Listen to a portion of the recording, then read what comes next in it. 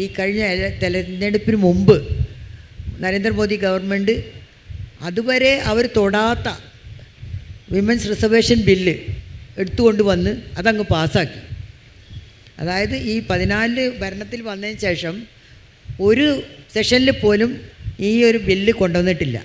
ഇങ്ങനെയൊരു ബില്ല് അവിടെ ഉണ്ടായിരുന്നു എന്നുള്ളത് അവർ ശ്രദ്ധിച്ചിട്ടേ ഇല്ല. പക്ഷേ ഈ ഇലക്ഷൻ 19 ഇലക്ഷൻ വന്നപ്പോൾ അടുത്ത ഇലക്ഷൻ വന്നപ്പോൾ അവർ തീരുമാനിച്ചു ഇത് പാസ്സാക്കി കളയാമെന്ന്. പാസ്സാക്കിയിട്ട് എന്താ അവർ പറയുന്നത്, 2 കണ്ടീഷൻ. ഒന്ന് കാനേഷുമാരി അല്ലെങ്കിൽ സെൻസസ് നടക്കണം. അപ്പോൾ സെൻസസ് 21 നടക്കേണ്ടതായിരുന്നു, 11 നടന്നതാണ്. സെൻസസ് 21 നടക്കേണ്ടതായിരുന്നു, പക്ഷേ അത് നടന്നില്ല. അത് നടക്കാതിരിക്കാൻ കാരണം കോവിഡാണെന്ന് അവർ പറയുന്നു. പക്ഷേ 23 24 സെൻസസ് നടത്തിയില്ല. ഇപ്പോഴും നടക്കുന്നുണ്ടോ എന്ന് എനിക്കറിയില്ല. അതിൻ്റെ പ്രവർത്തനങ്ങൾ തുടങ്ങിയിട്ടെന്ന് കേൾക്കുന്നു.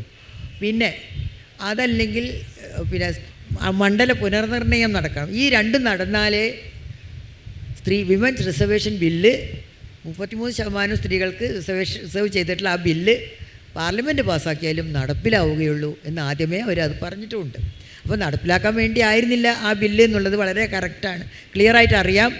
മാത്രമല്ല സ്ത്രീകളുടെ വോട്ടിൻ്റെ മുകളിലുള്ള ഒരു കണ്ണ് അല്ലെങ്കിൽ വോട്ട് പിടിച്ചടക്കാൻ എന്താ ഒരു വഴി, അതിനുള്ളൊരു അപ്പക്കഷ്ണം നമുക്ക് ഇട്ടു തന്നതാണ് ഈ വിമൻസ് റിസർവേഷൻ ബിൽ.